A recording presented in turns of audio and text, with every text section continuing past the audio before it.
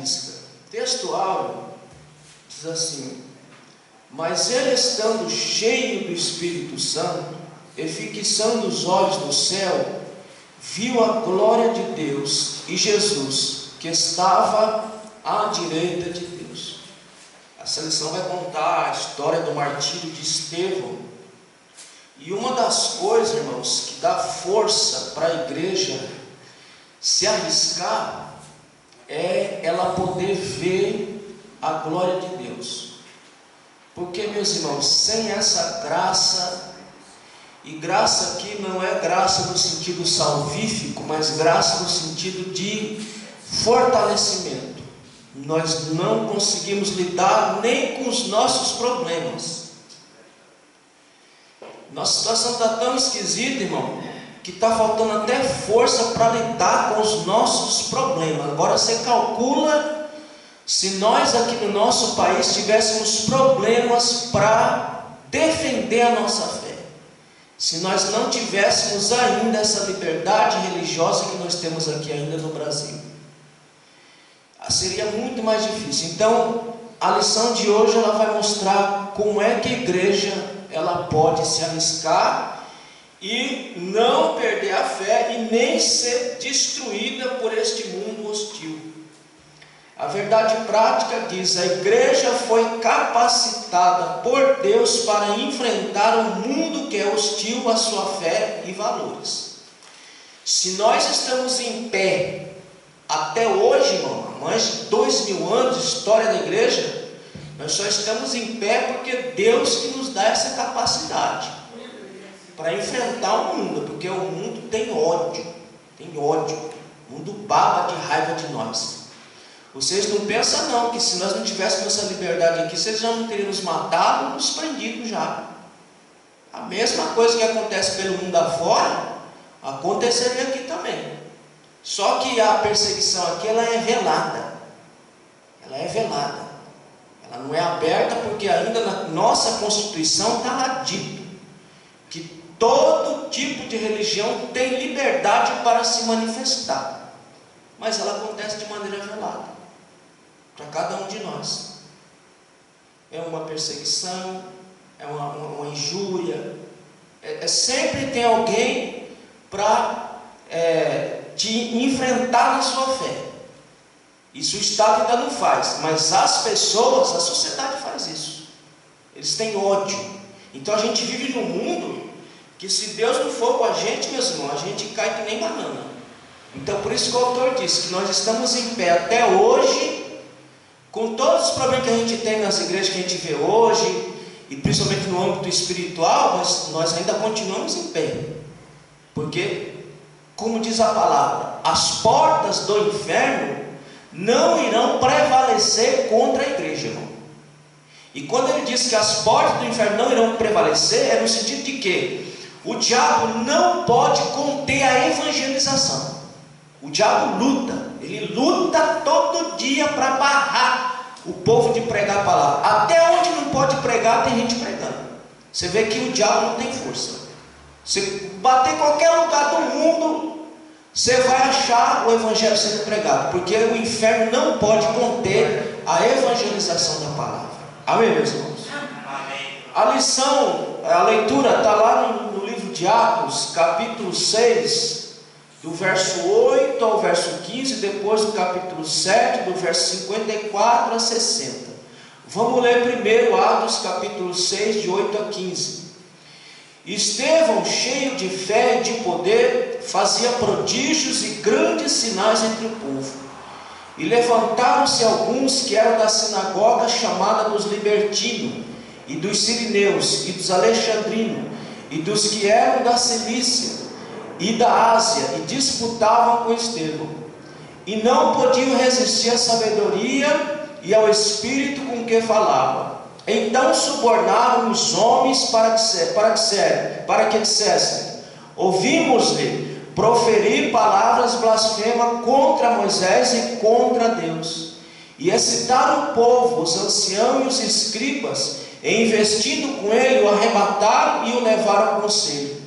Apresentaram falsas testemunhas que diziam: este homem não cessa de proferir palavras blasfemas contra este santo lugar e a lei. Porque nós lhe ouvimos dizer que esse Jesus de Nazaré há de destruir este lugar e mudar os costumes que Moisés nos deu. Então todos os que estavam sentados no conselho, fixando os olhos nele, viram o seu rosto como o rosto de um anjo. Capítulo 7 agora.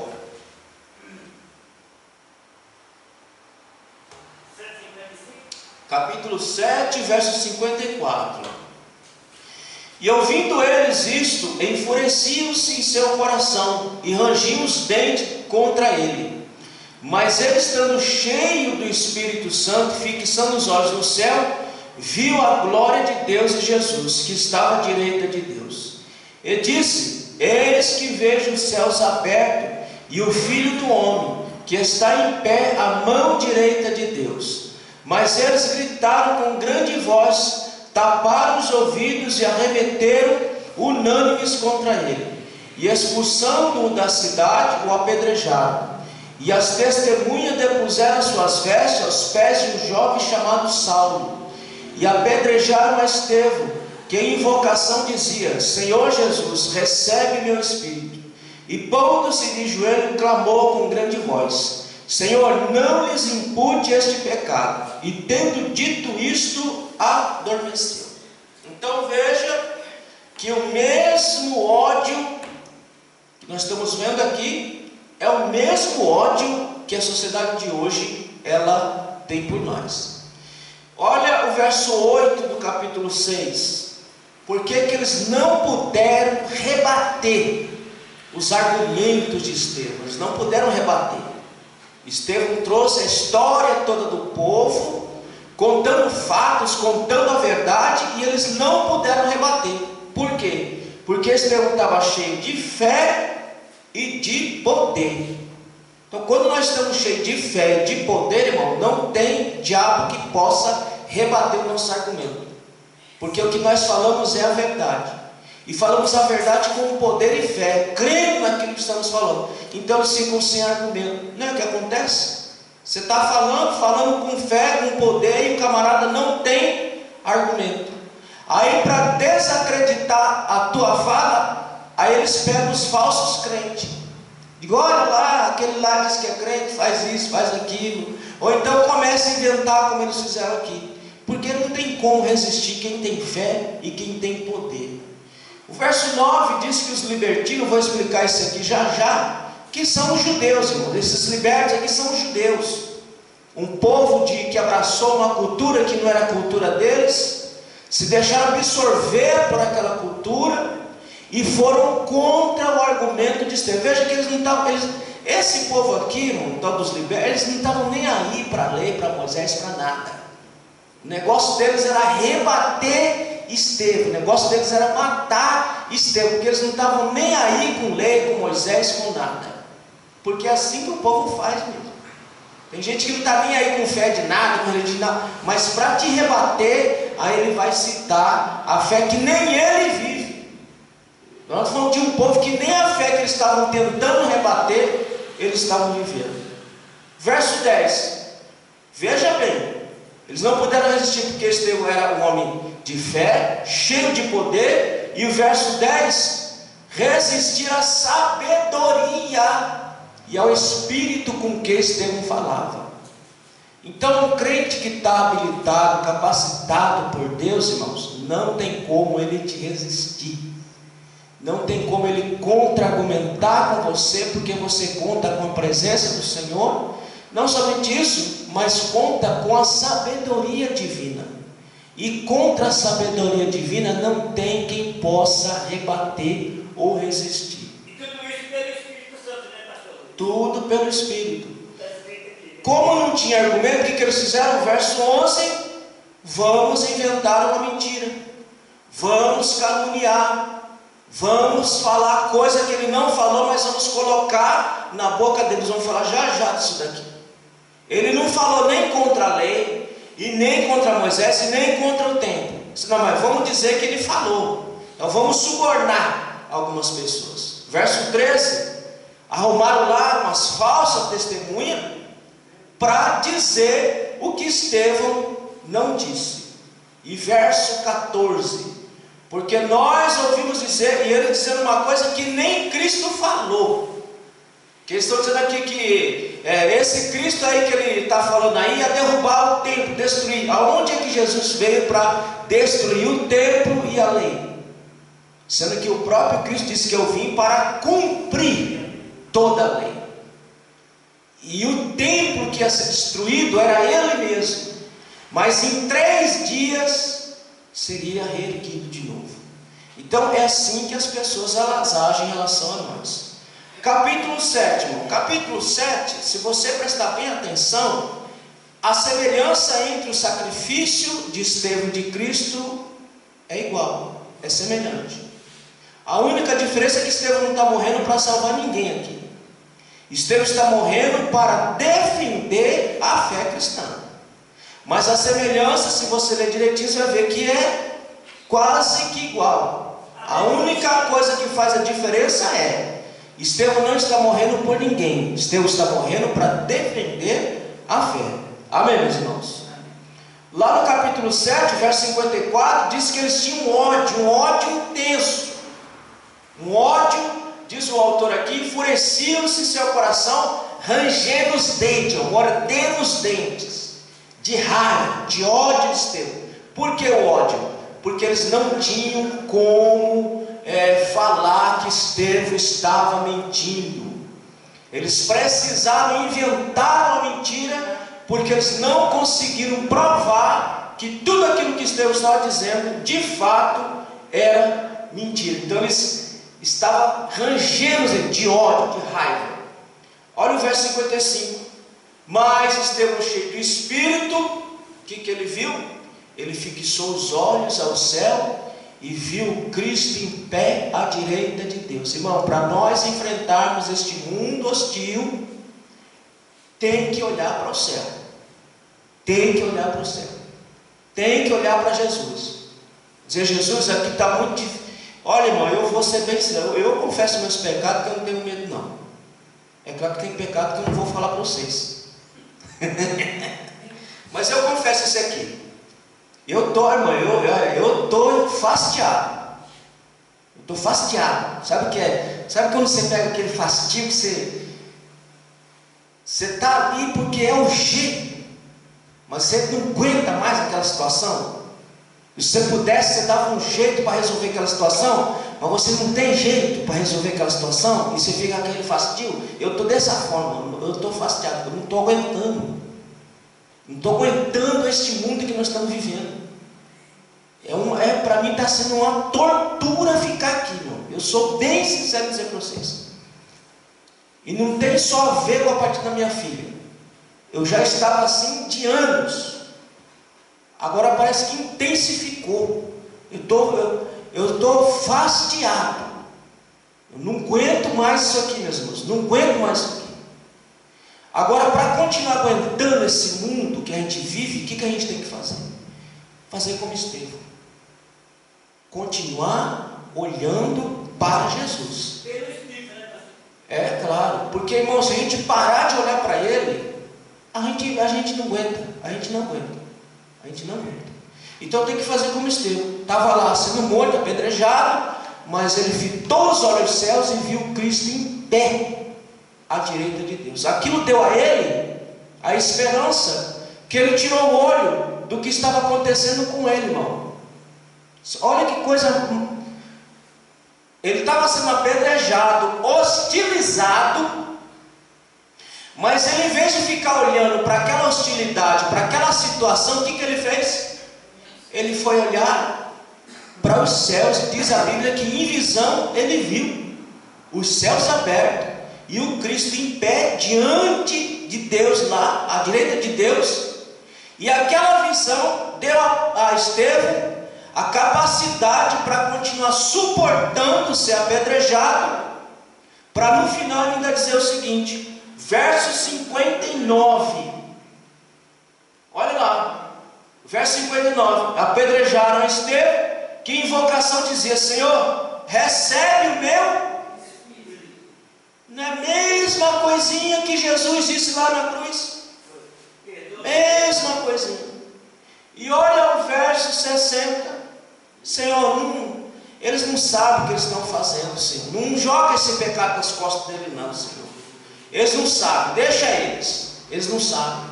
Mas, irmão, como é que pode fazer isso? A gente só pode fazer isso se o nosso olho estiver fito em Cristo, olhando firmemente para Cristo.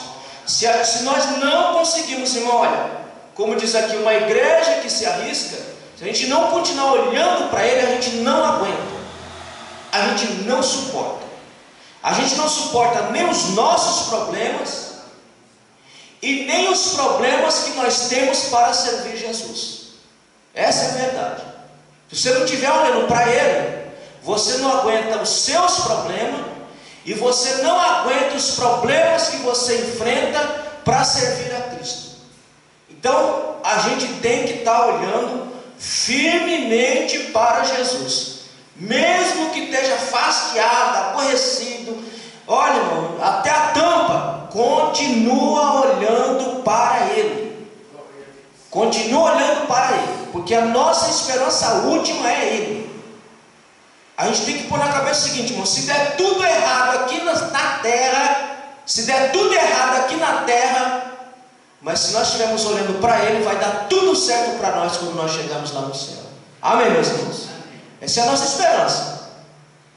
Pode dar tudo errado aqui na vida, nada dos nossos planos pode ser concretizado do jeito que a gente imaginou. Mas tem um detalhe: quando nós daqui saímos, tudo vai dar certo por nós lá na terra. Não é isso que Paulo diz? Que a momentânea tribulação que nós passamos aqui não pode se comparar com o peso de glória que nós vamos receber lá no céu. Então nós podemos passar problemas, situações, mas tem que dar certo lá no céu. Porque não adianta, irmão, dar tudo certo aqui para depois dar tudo errado lá no inferno. Qual é a vantagem disso aí? Dá tudo certo aqui na tua vida, dá tudo belezinha, aí vai dar tudo errado lá no inferno. Então é melhor dar tudo errado aqui, mas dá tudo certo quando a gente for lá para a glória. Amém, meus irmãos? Não estou dizendo que a vida vai ser um erro só, mas pode dar, e dar as coisas dão errado, mas a gente tem a nossa esperança que quando nós formos para lá vai dar tudo certo para a glória de Deus. Olha a introdução da lição. Eu vou ler só os pontos aqui, tá bom? Quando lemos esse texto do livro de Atos, logo percebemos que estamos diante, primeiro, de uma pessoa extraordinária. Estevão era uma pessoa extraordinária, pela sua fé, pela sua convicção, pela sua resiliência, pela sua firmeza e por ser um homem cheio do Espírito de Deus. Nós estamos diante de um homem extraordinário, que é o que nós temos que ser, irmão, extraordinário. E para ser extraordinário, a gente precisa de pouca coisa. A gente precisa de fé e do poder do Espírito de Deus em nós. Pronto, se nós tivermos isso, nós vamos ser como Estevão, um homem extraordinário, de grande fé, cheio do Espírito Santo e de sabedoria. Era o que Estevão era, um homem cheio de fé, cheio de poder e cheio de sabedoria dada pelo Espírito Santo. Segundo, Estevão é um modelo para todo cristão e sem dúvida serve de modelo para a igreja do Senhor, pelas características: um homem cheio de fé, um homem cheio do Espírito e um homem cheio do Espírito Santo. É disso que nós precisamos: fé, poder do Espírito, para nós continuarmos vivendo nesse mundo hostil que nós estamos vivendo aqui. Observamos que a perseguição a Estevão e seu consequente martírio marcaram um momento decisivo na história da igreja. Agora deixa eu dar um detalhe para vocês aqui. Esta perseguição foi necessária, e essa perseguição foi o próprio Deus que deixou acontecer. Por quê? Porque se ela não acontecesse, o povo ia continuar fechado ali dentro de Jerusalém. Ninguém ia sair dali. Ia ficar todo mundo, como a gente falava antigamente, ia ficar todo mundo mocosado ali em Jerusalém. Ninguém ia sair para evangelizar. Então Deus deixou de olha, se eu não fizer isso, essa raça vai ficar aí. E irmão, nós seres humanos temos tendência de ficar na zona de conforto, acomodado. Nós temos essa tendência de ficarmos ali na nossa zoninha de conforto, acomodado. Como é que Deus tira nós desse lugar? Dessa forma. Para a igreja se espalhar, para pregar, Deus deixou, permitiu que Estevão fosse morto. Aí diz o texto que todo mundo saiu correndo por tudo quanto é canto, e por onde eles passavam, eles falavam de Jesus. Por onde eles passavam, ele transmitia a palavra de Deus. Então há situações que Deus deixa acontecer para dar um freio de arrumação e botar o povo para trabalhar. Queira Deus, irmãos, que nós aqui não precisemos disso aqui no Brasil, dessa saculejada, para nós nos espalharmos pelo Brasil. Não estou dizendo afora, pelo mundo afora, não. Espalha pelo Brasil afora para pregar. Você vê aqui, irmão, olha, você tem igreja aqui para mais de metro. Você tem uma aqui.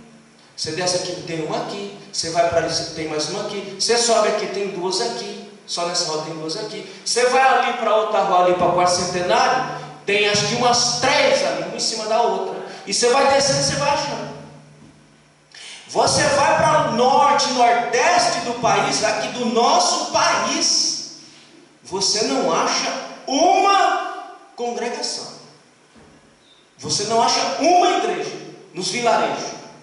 Você acha uma capela católica, você acha, mas você não acha uma igreja plantada no norte e nordeste do nosso país.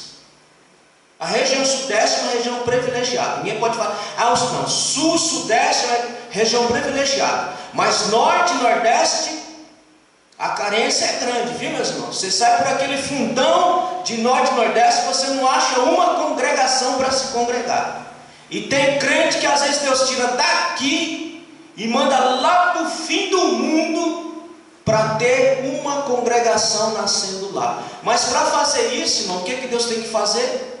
Tem que dar uma mexida tão grande, tão tremenda, que o caboclo diz, rapaz, aqui não tem nada para mim mais não, deixa eu fugir para o meu lugar. Mas não é que ele está fugindo, é porque Deus está mandando ele para lá, para falar da palavra de Deus. Amém, meus irmãos? Então isso aqui tem um dedão de Deus. Digo, vou espalhar para a minha palavra ser pregada, porque eles não são mais os judeus que tinham que ficar parados, agora é eles que têm que ir buscar as almas. Então isso aqui tem um dedão poderoso de Deus, espalhando o povo para pregar a palavra. Amém, meus irmãos? Primeiro ponto, Estevão e a igreja que tem sua fé contestada. Oh, meus irmãos, toda hora tem alguém falando da gente, toda hora tem alguém contestando a nossa fé. Os dias de hoje, a nossa fé é contestada toda hora. Quando você fala de ideologia de gênero, nossa fé é contestada.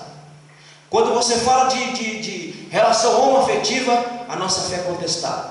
Quando você fala de aborto, a nossa fé é contestada. Quando você fala de liberação das drogas, a nossa fé é contestada. E nós não podemos nos acovardar, não, meus irmãos. A gente não pode ficar com medo de falar dessas coisas, não, desses assuntos, não. A Bíblia é contra não o indivíduo, mas contra o comportamento homossexual. Ela é contra. Amém, meus irmãos? Amém. Diga amém. Amém. Pronto. Ela é contra o aborto, porque quem dá a vida é Deus e quem tira a vida é Deus. Não tem essa conversa, meu corpo, minhas regras, não, porque nem o nosso corpo nos pertence. E há uma recomendação da Bíblia para que cuide do templo do Senhor. Amém? Amém. Porque como é que um templo doente vai servir? Nós não somos a favor da liberação das drogas, porque isso é uma desgraça no meio da sociedade, no meio das famílias. Não somos a favor da liberação de casamento de homem com homem, mulher com mulher. Nós não somos a favor. Aleluia. Amém, meus irmãos? Amém. E a Bíblia condena o comportamento. mas o comportamento. E se o indivíduo não quiser ser condenado, que mude o seu comportamento. Mas a Bíblia não vai se acomodar ao nosso comportamento pecaminoso. Então a nossa fé é contestada nessas questões hoje. E nós não vamos nos acovardar diante da sociedade que quer empurrar tudo isso goela abaixo para nós. Que nós temos que aceitar uma coisa que é anormal. Eu vou citar porque está na rede. Uma deputada homossexual, uma mulher, irmão, olha, não foi nem um homem, uma mulher, disse para esse cidadão: você não é mulher. Pois ele não foi lá reprocessar a mulher? E o juiz disse: mas que lógica tem aqui? Uma mulher falou a verdade para um homem, e esse homem vem processar essa mulher, e eu ainda vou dar a causa ganha para esse homem? Não, ela está certa. Tu não é mulher, tu é homem. Tem útero? Tem vagina? Tem peito? E se tiver tudo isso, foi feito. Não foi criado por Deus. E pode fazer tudo, pode tirar tudo, pode colocar tudo, vai continuar sendo mulher. Aliás, vai continuar sendo homem. O camarada pode parecer um jagunço. Daqui um pouco ele faz uma cirurgia, se monta todinho, tira tudo, coloca. É mulher? Continua sendo homem. Então nós não podemos nos acovardar com medo deste povo, porque este povo não tem poder contra a igreja. Eu posso ser preso, mas a igreja continua sua marcha triunfante. Amém, meus irmãos? Então nossa fé é contestada todo santo dia. Capítulo 7, capítulo 6 e capítulo 7, aprendemos primeiro: a fé cristã sempre será questionada. Você nunca vai ver na história da igreja um único período que a fé não foi questionada. Toda a história da igreja está lá, a nossa fé sendo questionada. E hoje não vai ser diferente. Ela continua sendo questionada. Segundo, ele enfrentou oposição, e todo cristão também vai enfrentar. Se ele lá no primeiro século enfrentou oposição, quem dirá nós aqui? Nós já estamos enfrentando. Como eu disse a vocês, aqui no Brasil, não é o Estado que vem contra nós, como era antigamente, como em alguns países. Mas essa perseguição ela acontece de forma velada. Mas ela está acontecendo. Ela está sendo contestada. Volta e meia tem um diabo querendo mexer na Bíblia. O que o homem quer cheirar com a Bíblia? O que o homem quer mexer num texto que ele não tem que mexer? Só para acomodar a sua vida porca, fazer a Bíblia se acomodar a sua vida porca ao pecado do indivíduo. Irmão, ninguém é obrigado a servir o Evangelho. Ninguém é obrigado. O camarada quer viver no pecado, ele quer morrer no pecado, ele não é obrigado a viver no Evangelho. Agora o Evangelho também não vai se acomodar à vida porca dele. Então não é melhor tocar a vida lá e deixar a gente em paz aqui? Só que eles não conseguem, porque nós incomodamos. Nós ainda somos o sal e a luz. Irmão, essa sociedade só não está mais estragada porque nós estamos aqui ainda. Porque a hora que nós saímos daqui, aí quem fica aqui vai ver o tamanho da bagunça que vai virar isso aqui. Terceiro, vai ter oposição e vai enfrentar essa oposição. Além de ter, vai ter que enfrentar, vai ter que segurar o rojão. Diga: é isso aí, você falou isso? Falei. Baseado em quê? Na Bíblia, na palavra de Deus. Então não é só sofrer, mas enfrentar e segurar aquilo que você crê. Quarto, a fé será colocada à prova. A fé de Estevão foi colocada à prova, a nossa fé é colocada à prova e vai continuar sendo colocada à prova. Irmão, é bom a gente saber disso. Não pense não que nós estamos aqui no Brasil, que nós estamos aqui belezinho, que nós estamos não, viu? Não estamos não.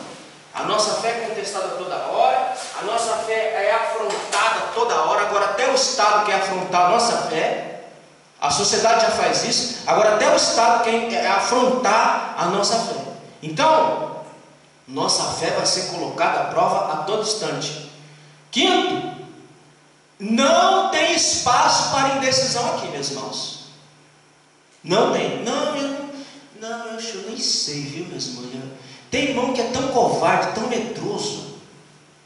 Pastor covarde, pastor medroso, que eles não falam desse assunto mais, irmãos. Eles têm medo de falar e sofrer. Meu irmão, eu não posso deixar de pregar a verdade. Eu não posso deixar de pregar o Evangelho, porque a sociedade mudou. Eu não tenho nada a ver com mudança da sociedade. Eu tenho a ver comigo e com a fé que eu carrego. Então eu não posso ter medo dessas coisas. Então não há espaço para indecisão. Sexto, além disso, Estevão nos ensina que todo cristão deve saber defender a sua fé. Eles não nos atacam com seus argumentos, então nós temos que saber defender a nossa fé também. Nós temos que conhecer naquilo que nós temos crido. Como diz Paulo, eu sei em quem eu tenho crido. Quando você sabe quem você crê, você não tem medo de nada nem de ninguém. Você não tem medo de cara feia. Porque o que o homem pode fazer conosco, meus irmãos? Só isso. E a alma? Ele não pode fazer nada.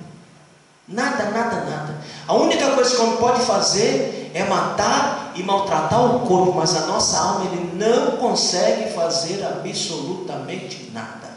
Então não precisamos ter medo deste mundo hostil, porque maior é o que está conosco do que aquele que está no mundo. Amém, meus irmãos? Sétimo, explicar e sustentar as crenças cristãs é uma responsabilidade da igreja.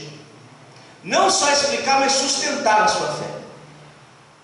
Não mudar ao sabor do vento, como nós estamos vendo acontecer, alguns pastores mudando o discurso, mudando a maneira, mudando a forma do culto, mudando tudo para não se arriscar, para não ter problema. Ainda tem pastor, irmão, que diz assim: olha, meus irmãos, não vamos falar desses assuntos, porque esses assuntos dão problema. É isso que a Bíblia manda a gente fazer? Parar de falar porque dá problema? Não, é para continuar falando. E se der problema, deixa com ele que ele segura. Mas nós temos que segurar também. Você falou? Digo, eu falei mesmo. Você volta atrás? Não volta atrás. Por quê? Porque está escrito na palavra que este comportamento é pecaminoso diante do Senhor. Amém, meus irmãos? E cada crente precisa entender no que acredita e como responder ao desafio. No entanto, em um mundo que muitas vezes se opõe ao cristianismo, não basta apenas defender a fé. É preciso estar preparado até mesmo para enfrentar as perseguições. Irmão, para estar pronto, tem que estar pronto espiritualmente, porque nós não vamos pegar em arma. Nós não vamos lutar com as mesmas armas que eles lutam. A nossa luta é espiritual. E para lutar essa batalha, essa luta espiritual, só pode ser com as armas espirituais. Amém, meus irmãos? E nossas armas são a oração, nossa consagração a Deus e a palavra de Deus. Essas são as armas da nossa milícia. É espiritual. E quando nós somos de maneira espiritual, o mundo não consegue nos rebater e não consegue resistir a nós. Aí eles inventam. No seu trabalho, meus irmãos, sabe o que pode acontecer com tudo? Alguém inventar uma mentira tão grande lá no seu respeito que você perde o serviço.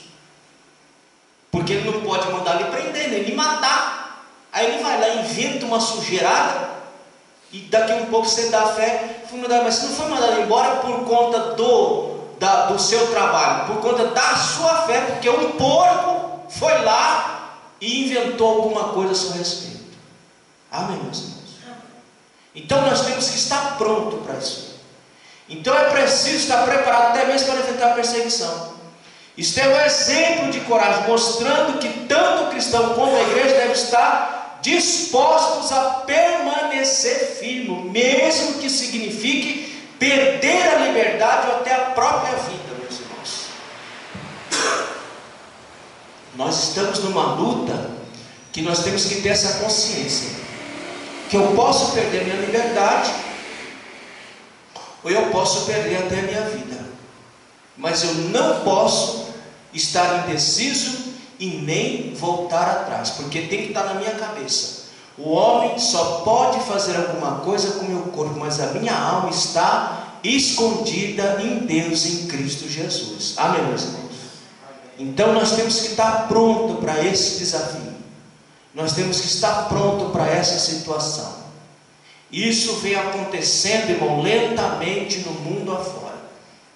E não pensem vocês, meus irmãos, que o mundo político tanto faz de um lado para o outro. Essas coisas, elas irão acontecer.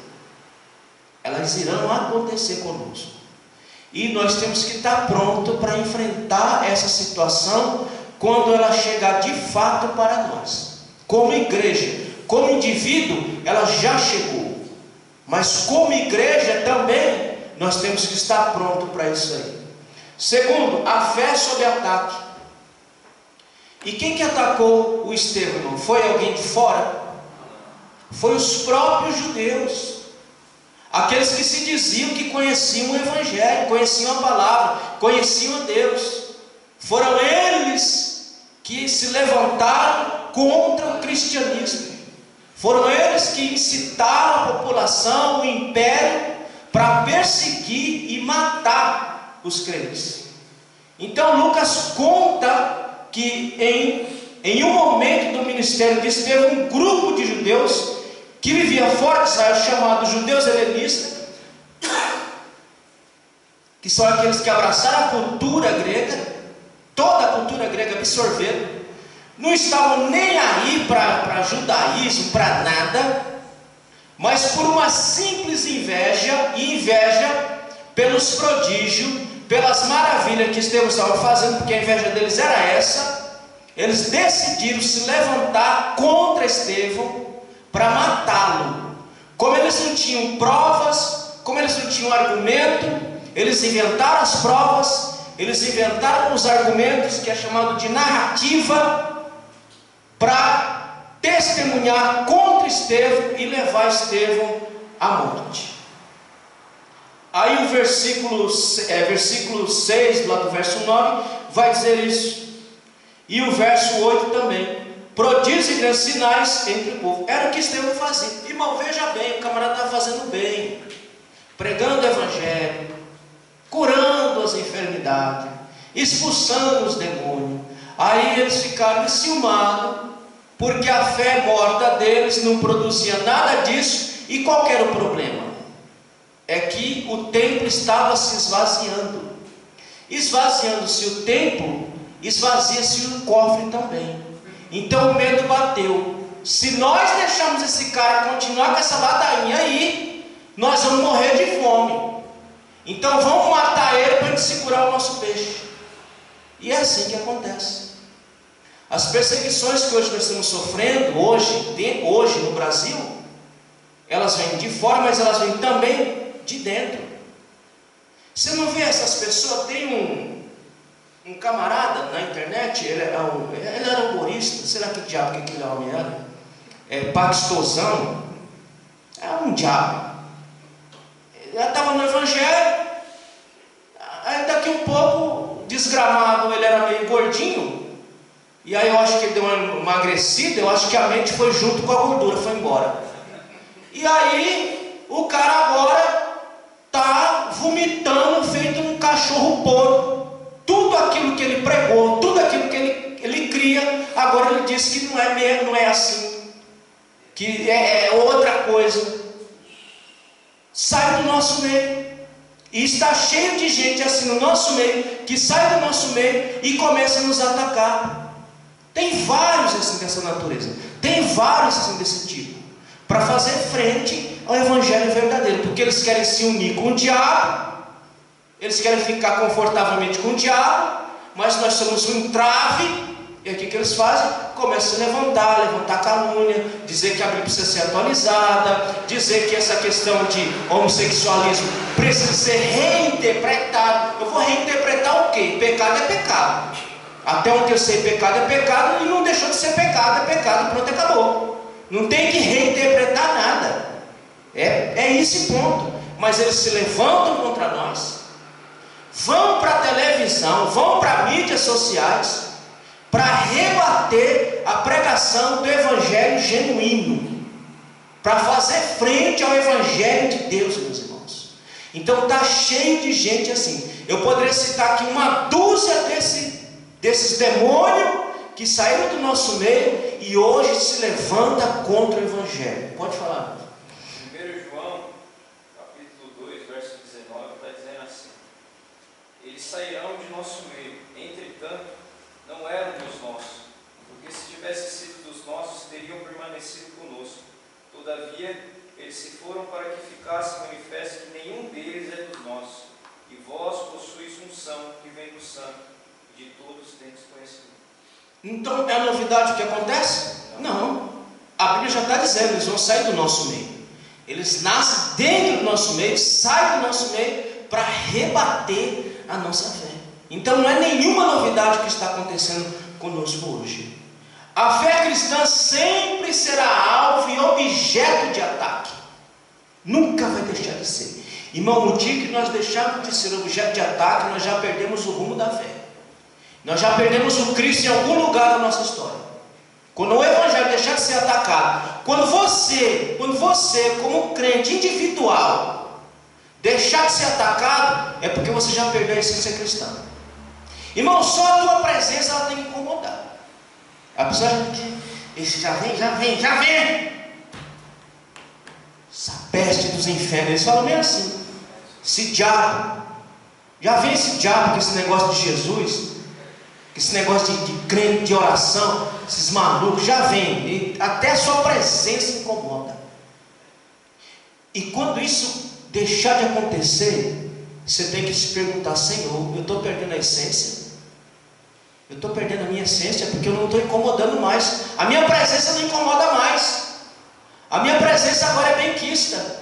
Minha presença é até desejada, porque eu me misturei na roda dos escarnecedores para ficar com aquela porcariada toda, aquela vida porca deles. Então só nossa presença tem que incomodar. Irmão, eu não mudo meu estilo de pregação, eu não mudo para atender nenhum pastor, nenhum. Eu deixei de pregar em algumas igrejas, porque algumas igrejas mudou o rumo, e não adianta me chamar, achando que eu vou lá pregar como eles estão fazendo. As pregação vazia, umas pregação que não chama o povo para a realidade, umas pregação xoxa. Não me chame para isso.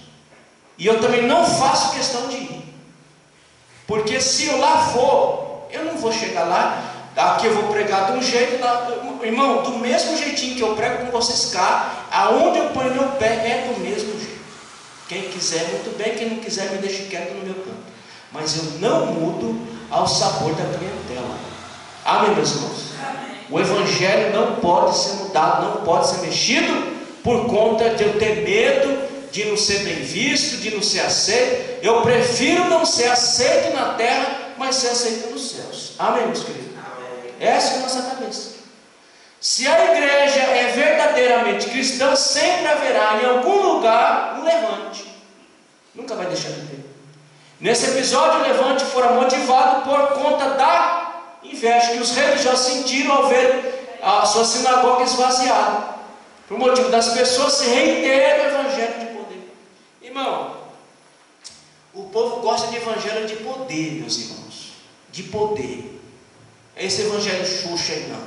Quem está acostumado com o evangelho de poder não se deixa vender para esse evangelho barato que nós estamos vendo aí. E aí as igrejas são esvaziadas. Aí acontece que as lideranças maiores começam a se levantar contra algumas igrejas, porque lá está acontecendo os prodígios maravilhosos e lá não está acontecendo mais. E aí o povo começa a sair de lá, porque o povo é assim mesmo, o povo quer ver coisa. E o povo começa a sair de lá e vai para essas igrejas, e aí os líderes lá começam a atacar. Você viu lá fulano, esse pastor aí é meio louco, vamos dar um jeito nesse doido aí. Olha o que ele está fazendo no meio do evangelho. Eles falam bem assim: olha o que eles estão fazendo no meio protestante, escandalizando o meio protestante, levantando as pessoas contra nós. A gente não precisa levantar ninguém não, eles já são contra nós por natureza. A gente não precisa fazer força nenhuma para que o povo se levante contra nós. Eles já fazem isso por natureza deles mesmos. Então a gente não pode ceder 1 milímetro em relação à pregação do evangelho, a nossa vida, a nossa postura e os nossos valores, meus irmãos. Não tenha medo. Não tenha medo. Segure os seus valores e acabou. Que quem tiver que gostar de você vai gostar desse jeito. Se não tiver que gostar, você está fazendo até um cobratu de mandar uma cobra longe de tu, que só vai fazer mal para você. Terceiro, a disputa com Estevão. Aí ele vai dar a explicação do termo disputavam aqui. Eu vou ler aqui embaixo. Os léxicos do dicionário de grego e português observam que esse termo era frequentemente usado no contexto de discussões religiosas, porque é o que estava acontecendo ali. Era uma discussão religiosa, era uma disputa religiosa, era uma disputa por território. A gente fala, irmão, da bacia das almas, da bacia das almas. Quanto que nós vamos arrecadar dessas almas? Porque o que nós temos hoje é essa disputa, a disputa pela sua alma. E alma, quando estou dizendo, a disputa pelo teu dinheiro, a disputa pelo que você tem no seu bolso. Enquanto você tiver alguma coisa no seu bolso, você vale alguma coisa para isso. Quando você não tem mais nada, você não vale nada. Aí eles começam a te atacar, dizendo: não tem fé, não tem fé, não tem fé, não tem fé. Enquanto você tem fé. Quando você não tem mais nada para eles arrancar de você, aí você não tem mais fé. Então é uma disputa que estava acontecendo ali, como acontece hoje também. É uma disputa pelas almas. Quem pode arrecadar mais almas? Então era uma forma de debater ideias e impor aos outros a sua forma de enxergar. É o que está dizendo lá a questão da disputa. É a ideia de sobrepor. É por isso, irmão, que a gente não debate com ninguém. A gente não debate a nossa fé. A gente explica a nossa fé. Porque nós não estamos disputando nada com ninguém. É por isso que eu não acompanho o debate nem entre crentes. Porque entre crentes são os piores que tem. Porque não é debate, é disputa para sobrepor a sua ideia em relação ao outro. O evangelho não é isso. Eu não disputo com ninguém para sobrepor a minha fé. Eu falo, testifico da minha fé para as pessoas. Se elas aceitarem, amém. Se elas não aceitarem, eu faço como Cristo falou. Eu bato o pó do pé e vou seguir o meu caminho. Então eles estavam disputando com Estevão, querendo sobrepor as ideias deles em relação ao evangelho em cima de Estevão, mas eles não conseguiram rebater os argumentos de Estevão, porque Estevão usou a verdade. A Bíblia diz, meus irmãos, que nada pode contra a verdade. O que pode rebater uma verdade? Uma mentira pode? Nem a própria verdade rebate a verdade, porque a verdade não se contradiz. Agora a mentira se contradiz, a verdade não. Então eu não disputo a minha fé, eu testifico a minha fé, eu falo da minha fé. Se a pessoa quiser aceitar, amém. Se ela não quiser aceitar também, amém. E eu sigo o meu caminho. Então é uma forma de debater ideias e impor aos outros sua forma de enxergar. Em outras palavras, os judeus helenistas não estavam simplesmente disputando com Estevão, isto é, batendo boca, mas procurando a todo custo sobrepor as ideias deles em relação ao que Estevão cria. Só que a Bíblia diz que eles não puderam resistir à sabedoria, à fé e o poder de Estevão, assim como acontece conosco também. Quarto ponto: falsa narrativa. Diz aqui, o autor coloca aqui que eles criaram a narrativa de que seu corpo havia sido roubado. Aí, o que é a narrativa? São essas histórias, são essas mentiras que são contadas para rebater a verdade. Então, contra Estevão inventaram a narrativa. Qual a narrativa? Ele falou contra a lei, ele falou contra Moisés. Estevão não falou nem contra a lei e nem contra Moisés. Estevão estava defendendo a sua fé. Agora a narrativa vai dizer o seguinte: ele estava falando contra Moisés e contra a lei e contra o templo. A mesma acusação que foi sobreposta sobre Cristo é a mesma que é colocada sobre Estevão. A mesma narrativa. Então a narrativa é uma mentira que é contada, e é contada de maneira massiva e maciça para sobrepor a verdade, meus irmãos. Então ele começa a colocar aqui alguns exemplos de narrativa que foram contadas. Aonde que eu estava aqui? Cadê o ponto aqui? Aqui, achei. Falsa narrativa. Aqui. Falsa narrativa, então. Nos dias de Jesus ele foi acusado de enganar o povo. Narrativa. Jesus enganou alguém? Não.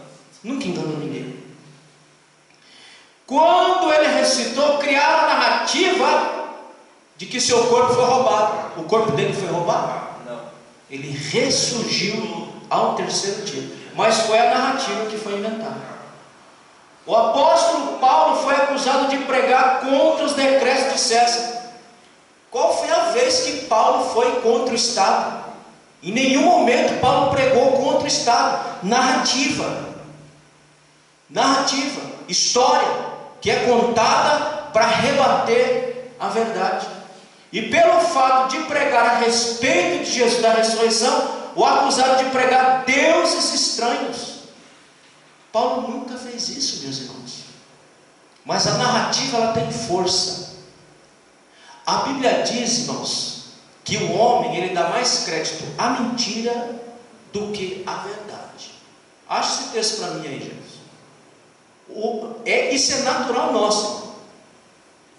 Nós damos mais valia à mentira do que à verdade.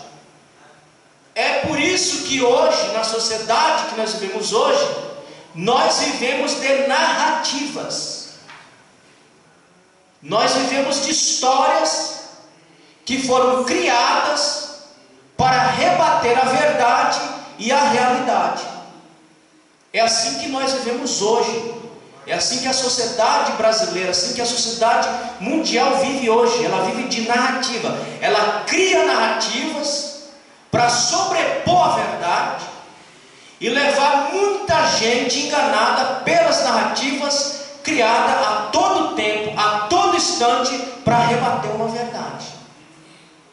E como os meios de comunicação estão na mão deste povo, essas narrativas, essas histórias são criadas para rebater a verdade. Achou? Romanos 1, verso 25 e 26. Lê aí.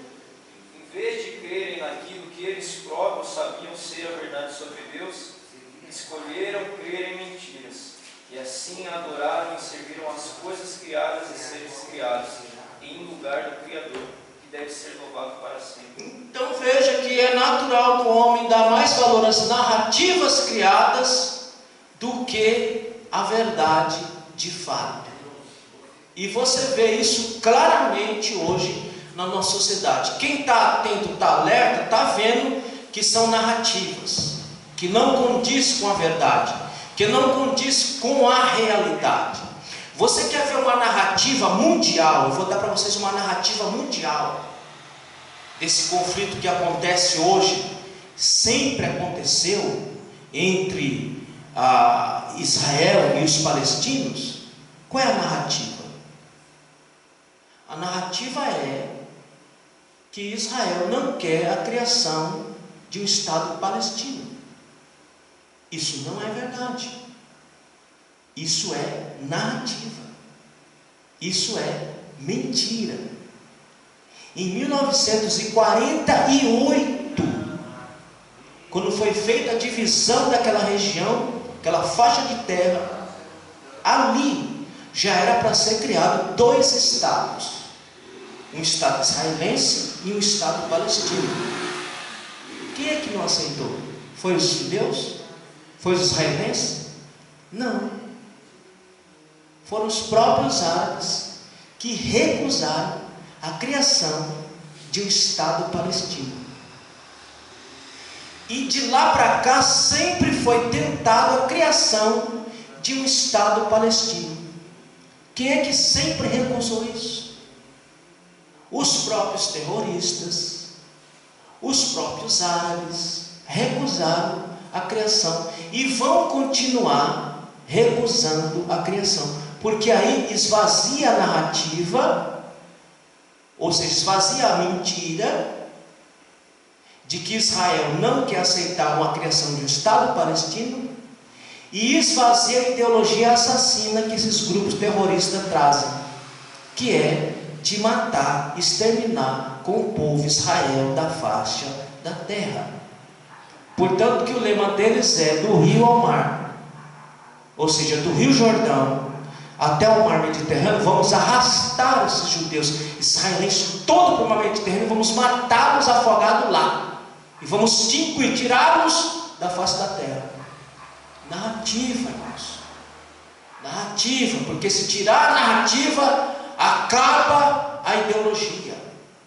Então é essa questão que é passado como verdade, não é uma verdade. É só mais uma narrativa que é criada.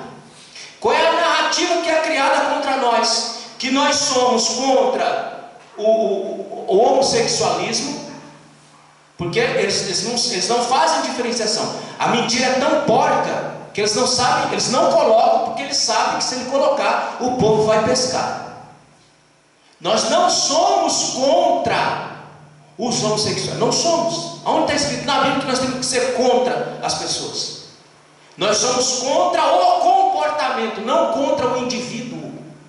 Porque se eu for contra o indivíduo, eu vou contra a minha fé.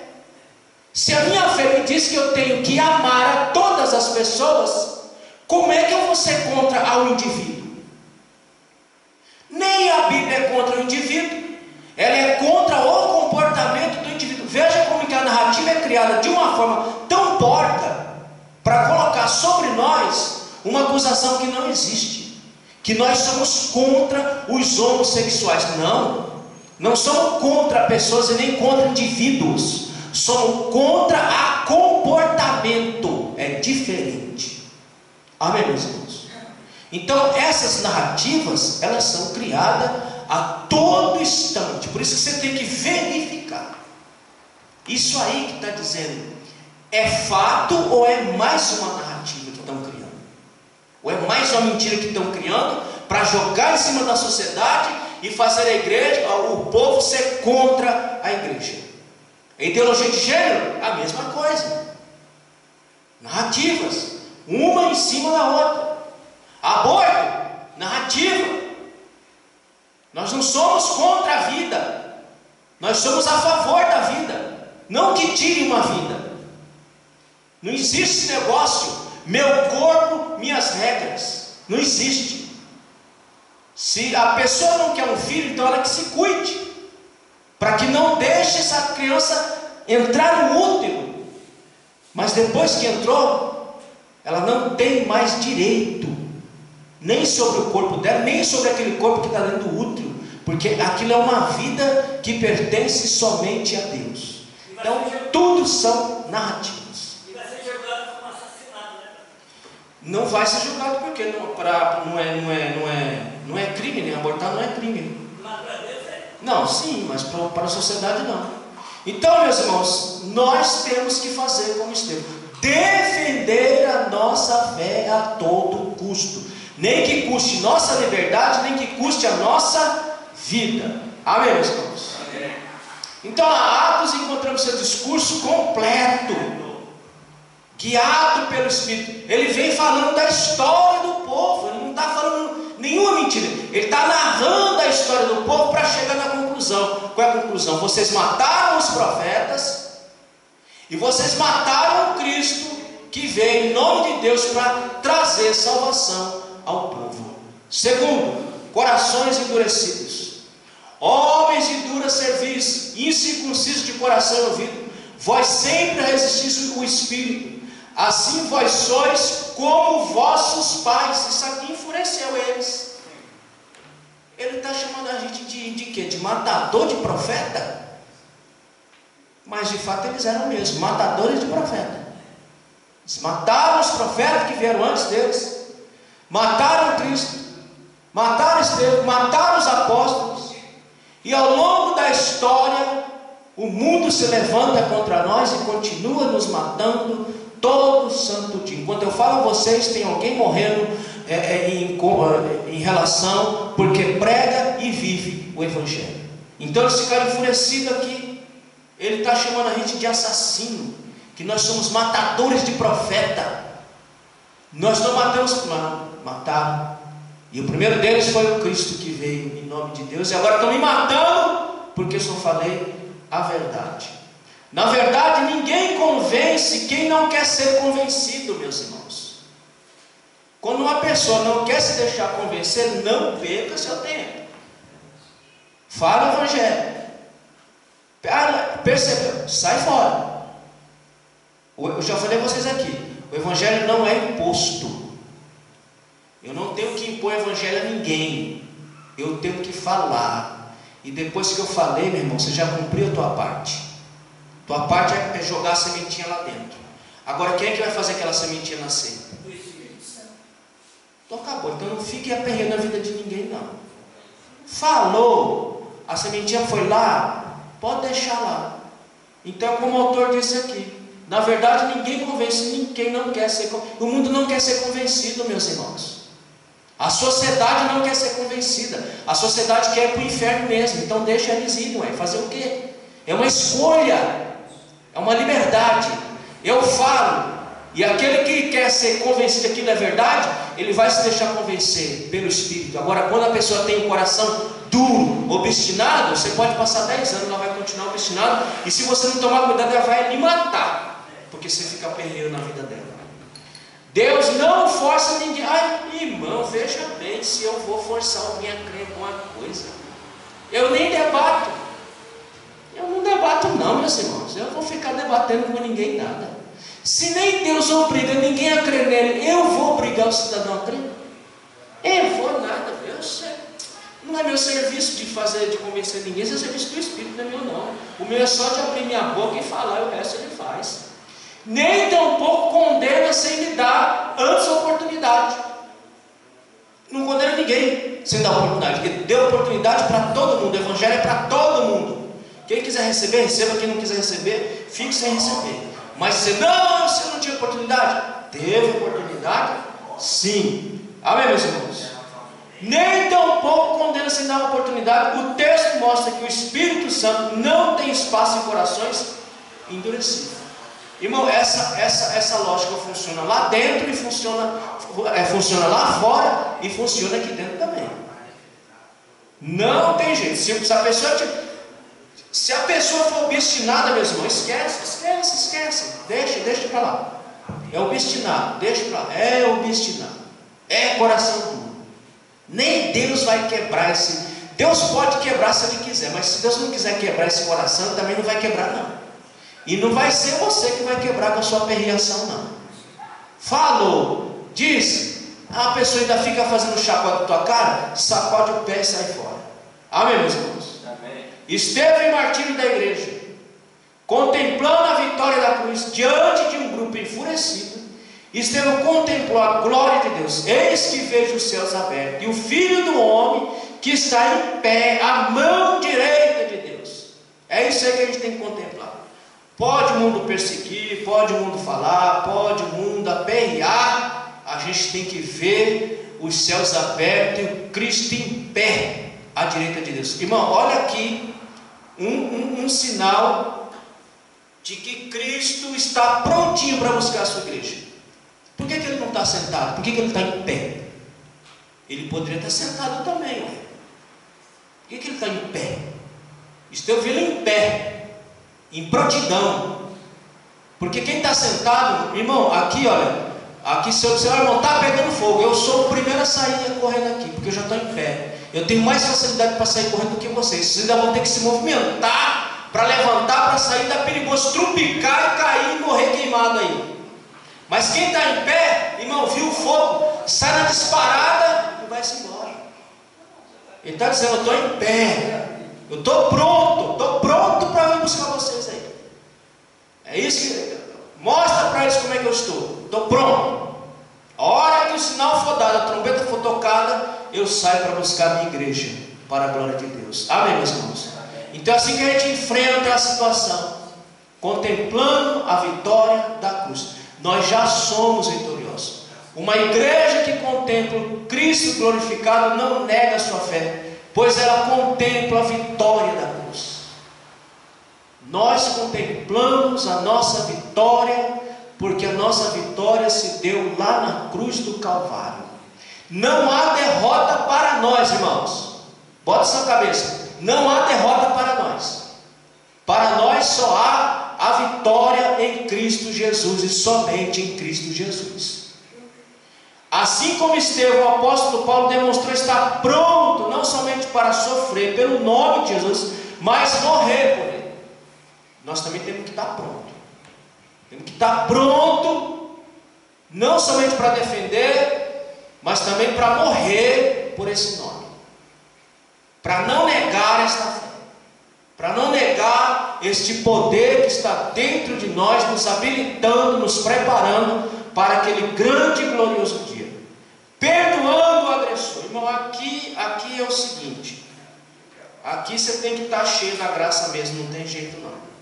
Você tem que estar cheio do poder de Deus para você perdoar o seu agressor. Dizer: olha, Jesus, olha, ele não sabe o que faz, Senhor. Você já teve algum na sua vida que um satanás para perturbar a tua vida, e você dizer que se eu pudesse eu matava esse cara? Não. Você falar: não, Senhor. Irmão, você tem que saber que ele não sabe o que está fazendo. Porque quem está na mão do diabo não sabe o que está fazendo em relação à fé. Ele, nesse sentido, era um ignorante. Quem tem a clareza? Você tem a clareza. Então você tem que dizer: Senhor, ele não sabe o que ele está falando. Nem leve em conta, Senhor, porque eu mesmo não estou levando em conta, porque eu sei que ele não sabe. Então, perdoa ele.